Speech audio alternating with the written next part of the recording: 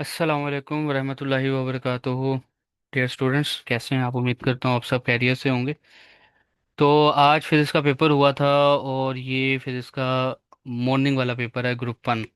तो आए इसको सॉल्व करते हैं। Let's start. MCQ number 1। Magnetic flux is a minimum when angle between the vector area and B. Magnetic flux का formula आपको पता है क्या होता है? Phi is equal to B dot A. ये होता है बी ए कॉस थीटा। और कोस 90 डिग्री पे क्या आंसर देता है? आपको ज़ीरो देता है। तो फ्लक्स मिनिमम किस एंगल पे होगा? 90 डिग्री पे होगा। Next option, next MCQs. In a longitudinal waves angle between the vibrations and particle energy of the wave travelling is. By definition of longitudinal waves हमें पता है कि पार्टिकल्स की जो मोशन है वो वेव की डायरेक्शन के अलोंग होती। अब अलोंग में पैरेलल वाला ऑप्शन भी आता है और एंटी पैरेलल भी आता है। पैरेलल के लिए हम 0 डिग्री यूज़ करते हैं और एंटी पैरेलल के लिए हम 180 डिग्री। तो इसमें अल्फ़ा भी करेक्ट ऑप्शन है और चार्ली भी करेक्ट ऑप्शन है। और ऐसा होता भी है बोर्ड एग्जाम्स में, एमसीक्यूज़ में।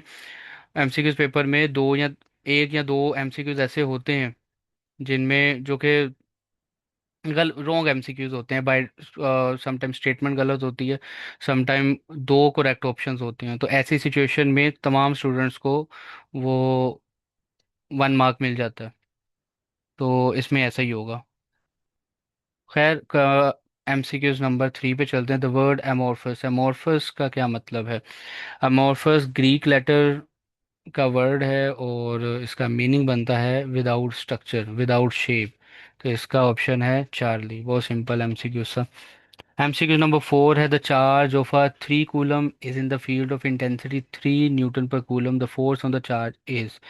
हमें पता है F is equal to Q E. Charge का जो फार्मूला है वो 3 है और इलेक्ट्रिक फील्ड जो है वो भी 3 है। तो 3 3 9। तो ऑप्शन बनता है चार्ली। नेक्स्ट MCQ नंबर 5 है wave associated with the protons are quantum waves. Question number 6। For parallel vectors A dot B, parallel vectors A dot B आप करें ए बी कोस थीटा आ जाएगा। और पैरेलल के case में theta की value हो जाएगी 0 डिग्री। यहाँ पे कोस जीरो क्या होता है? कोस 0 डिग्री पे आपको आंसर मिलता है 1। तो इसका आंसर कितना आ जाएगा? A dot B is equal to A B. तो राइट ऑप्शन क्या बन गया? बीटा। नेक्स्ट एमसीक्यूज है which one of the following pair of particles creates annihilation.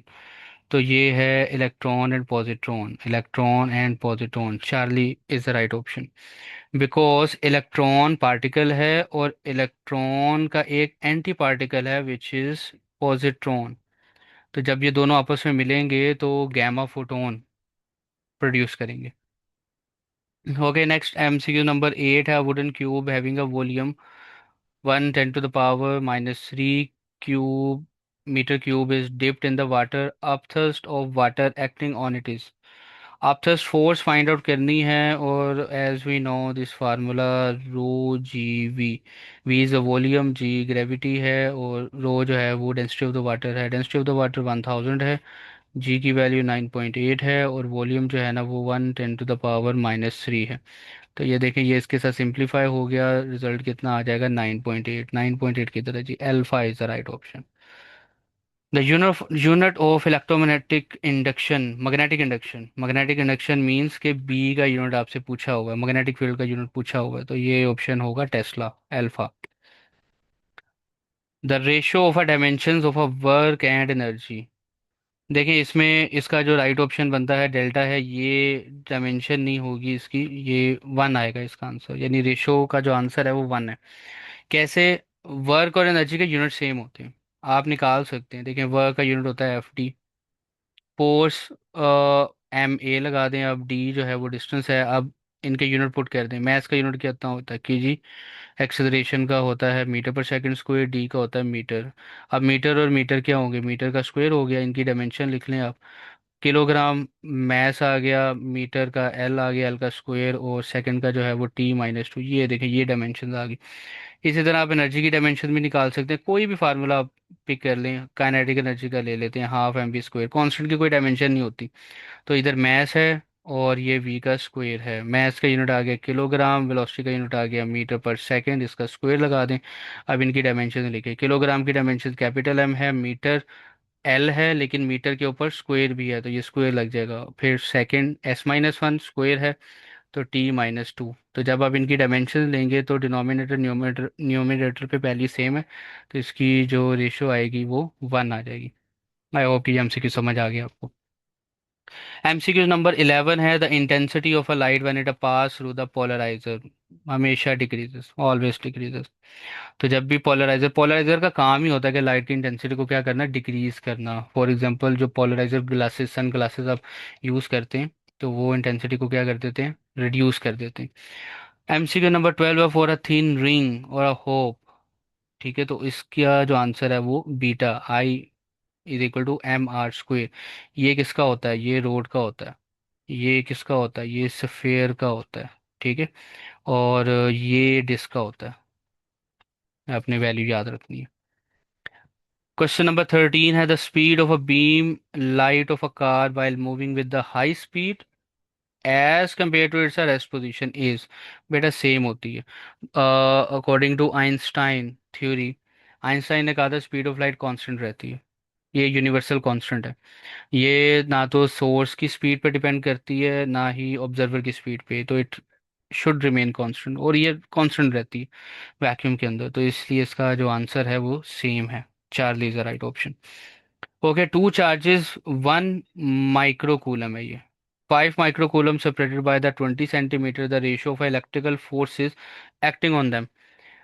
हमने पढ़ा था कूलम्स लॉ में कि Coulomb's law basically mutual force है। म्यूचुअल फोर्स का क्या मतलब है कि 1 माइक्रो कूलम जितनी फोर्स 5 माइक्रो कूलम चार्ज पे लगाएगा, 5 माइक्रो कूलम भी उतनी ही फोर्स 1 माइक्रो कूलम पे लगाएगा। तो इसका मतलब है फोर्सेस सेम हो गई, तो फोर्सेस की रेशो भी क्या होगी, सेम। मीन्स 1 आ जाएगी रेशो।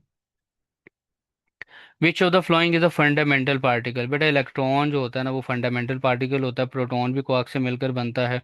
कितने क्वार्क से मिलकर बनता है बेटा, 2 अप होंगे और एक डाउन होगा, इधर 2 डाउन होंगे और एक अप होगा। और मीजॉन भी जो है वो क्वार्क से मिलकर बनता है। इलेक्ट्रॉन जो है वो फंडामेंटल पार्टिकल है। The expression for the isothermal process. अच्छा, आइसोथर्म, आइसो मतलब सेम, थर्मल मतलब टेम्परेचर, तो delta T, change of temperature क्या होगा, वो जीरो होगा। चेंज ऑफ टेम्परेचर जीरो मतलब चेंज इन इंटरनल एनर्जी भी जीरो। अब बाय डेफिनेशन हमारे पास ये इक्वेशन है कि delta Q is equal to delta U plus work done. अब ये कौन सी इक्वेशन है, ये फर्स्ट लॉ थर्मोडायनेमिक्स। तो फर्स्ट लॉ थर्मोडायनेमिक्स में आइसोथर्मल प्रोसेस की इक्वेशन कैसे बनेगी, डेल्टा यू आ जाएगा ज़ीरो, तो बाकी क्या बचा, delta Q is equal to work. तो क्यू वी किस में आ रहा है, क्यू वी इसमें आ रहा है, beta is the right option.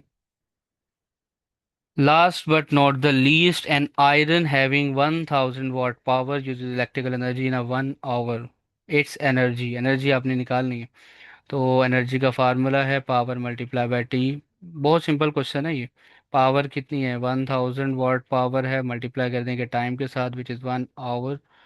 तो अब आप ये देखें ज़रा ये क्या बन रहा है, ये 1000 की जगह किलो लगा दें, डब्ल्यू आ जाएगा वाट और आवर। तो ये क्या बन गया, ये 1 किलो का 1 किलो वाट आवर, ये बन गया। और इसकी वैल्यू किसके इक्वल होती है, 3.6 मेगा जूल के इक्वल होती है। तो यहाँ पे 3.6 लिखा हुआ है, मेगा नहीं लिखा हुआ, तो ये भी गलत है। तो इसका राइट ऑप्शन क्या बनता है, अल्फ़ा।